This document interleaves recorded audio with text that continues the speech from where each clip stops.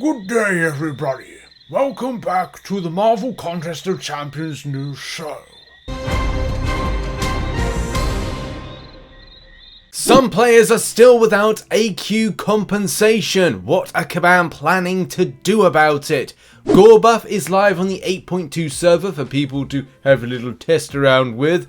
New fun items have been added to the Google Play Points store, and there's some interesting additions. And when is the Grandmaster Gauntlet returning? Well, might be soon. Yo, what is up, everybody? Welcome to the MCN for Monday, the show with lots of little nuggets of information about Marvel Contest of Champions. That's what we do here. And you can keep yourself well up to date with the world of Marvel Contest of Champions by hitting the like button and subscribing with post notifications on all, following on Twitter as well as Discord. Links are always in the descriptions down below. And we start the show with the Grandmaster Gauntlet. For a lot of players, they may be interested in seeing the Grandmaster Gauntlet return. As kabam said, there were a few issues with trying to bring it back, but it's definitely, I mean, for myself, I've already done it once. I did it back in 2021, and I was looking forward to it returning or finding some time to replay it.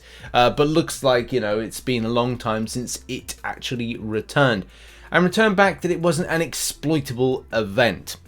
In any case, answering the question about the Grandmaster Gauntlet when it returned, as Kabam Jack says here, as previously discussed, the issues surrounding Grandmaster Gauntlet proved to be much trickier than you initially thought.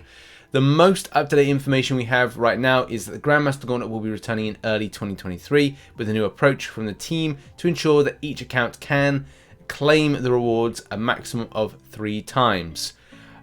Okay, so you will be able to play, like for me, I get technically 2 more opportunities, or I get all 3 again. Well, I don't know, it's weird, but I guess I can do it multiple times. Good, I guess, in some ways. This should keep the reward potential even for everyone. It just requiring some extra attention right now, so that gives you an idea of when the Grandmaster Gauntlet will be actually returning. I guess that's good news. That's good news, and more opportunity for rewards. And you know, maybe by the time it comes back, people will be going in with rank 5, 6 stars, which would be pretty cool.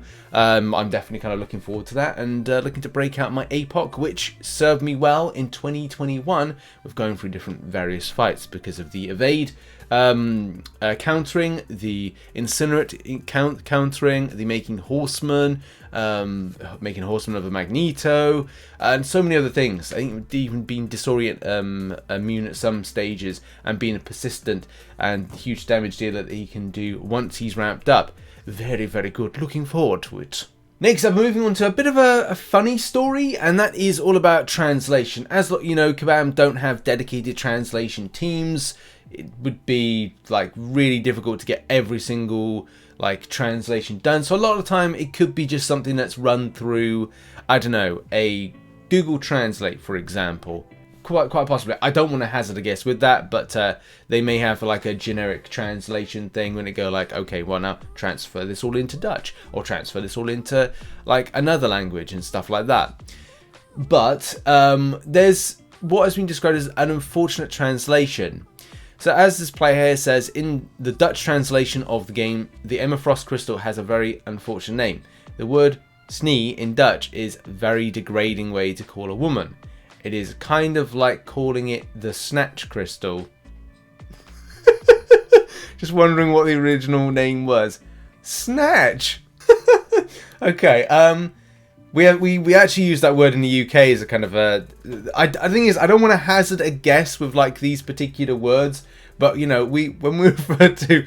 Oh god, I don't know where to go. I don't want to be too kind of like rude about it as well, because it's like that could be a very unfortunate name if that's maybe used like a slang term, because in the UK we refer to a snatch as being a lady's tuppence. I'm just trying to like describe it in the most eloquent way possible with that. But yeah, in any case, I don't know. Like kabam would have just done like a they want to do what they were attempting was flawless cut crystal. I'm assuming, but then I don't know where to go with this one. It makes you laugh, but at the same time, like ooh, I don't think kabam will change it. I think it will just be there for kind of like I don't know, what's your thoughts on this particular? It made me laugh. It really made me laugh. And on Monday, we've got to start off a laugh on the MCN for the week, haven't we? Let's have a laugh in the community, of course. And now we move on to Gorr. Gorr has been buffed in the beta server. So if you go into the 8.2 beta server at the moment, and as this player points out here, so Carpe Diem says Undermine buff at signature 20 is almost 11 seconds. Live server is 4 seconds-ish. So that's where your Undermine has been improved. And also Shadow Magic. Shadow Magic buff duration is increased by 10 seconds. So there's seen some positives with that one. I don't know if anybody's had a chance to play around with Gorr. But yeah, like I've ranked 3'd my Gorr. I'm prepared for this champion, and I'm going to be working stuff when it comes to Battlegrounds.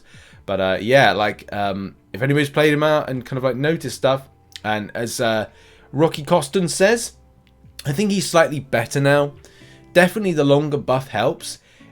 I just duped mine, and he's unduped in the beta, so can't really test the signature ability, as my voice goes. And Glazzy Bear says this buff is awesome for Gorr fans. All he needed was more time to use his buffs, and he got so.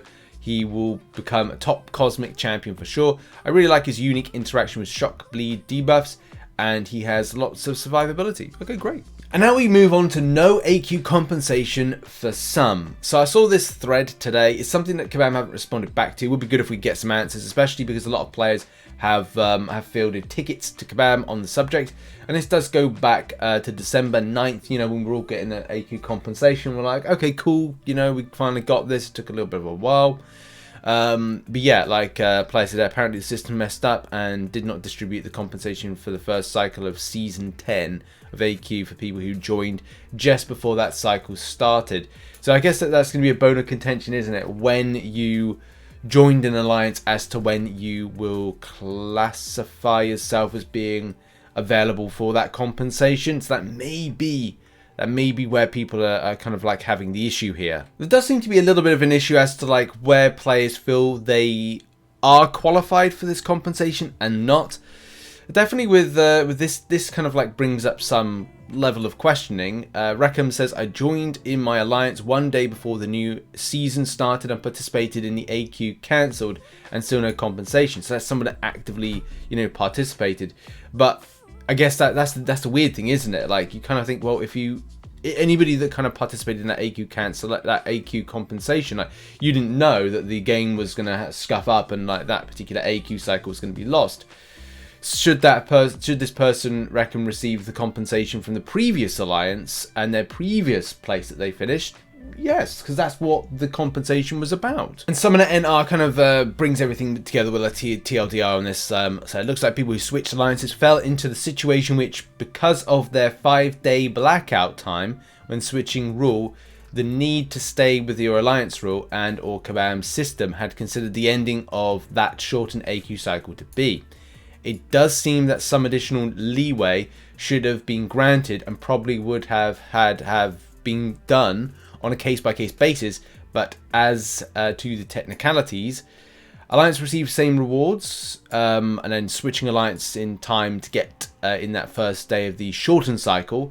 If the shortened cycle was deemed to have ended after the first day, that would leave you short of the 5-day blackout period. And there's a lot of fundamentals to this. I'm not going to read the entirety of this, but yeah, like I guess this is just down to bad timing, sadly. And that particular blackout period seems to be the bone of contention, especially with this particular support ticket, saying that, well, we'll go into the other one, which says, I just want to reiterate the process during the blackout period. All Alliance members will not relieve the rank rewards in order to prevent exploitation of Alliance hopping. I don't think that really makes sense of what this is. A player would not qualify for the compensation if the player left their Alliance before November 16th, the player is under a blackout period recently joining the Alliance ending after November 21st.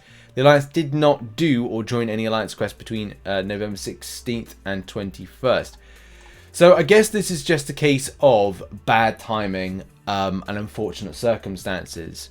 Would it be nice, as even like someone at NR says, like to give a little bit of leeway for these particular players?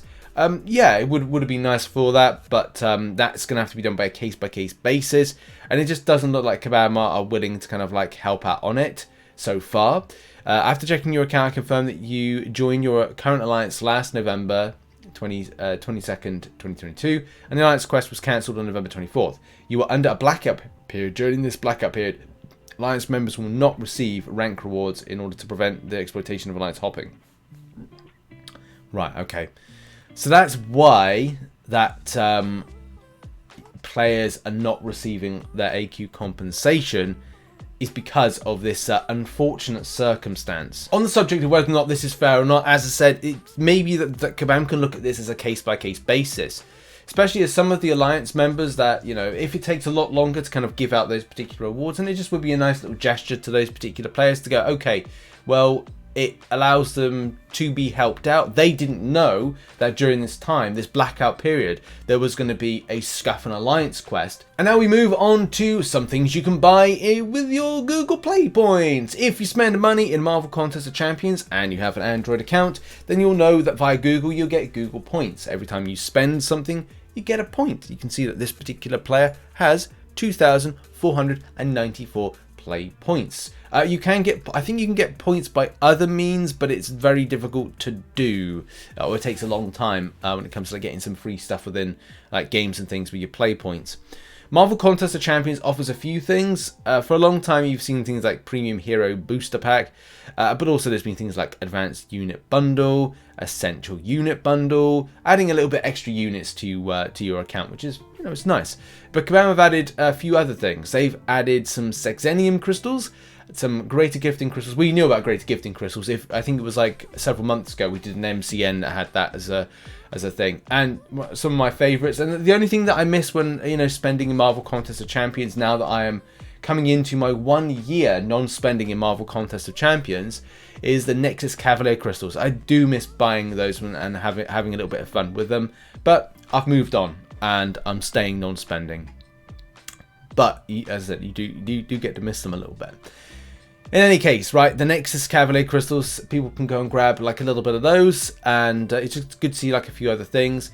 If you're kind of looking, I think India have just added the Google Play Points system in, and there may be some other. I will have to look into a bit more about like, you know, what is on offer from Google Play, whether or not to do like video guides and stuff. And now we go into our final coverage of today, and that is arena results and predictions for Emma Frost and for Hulkling.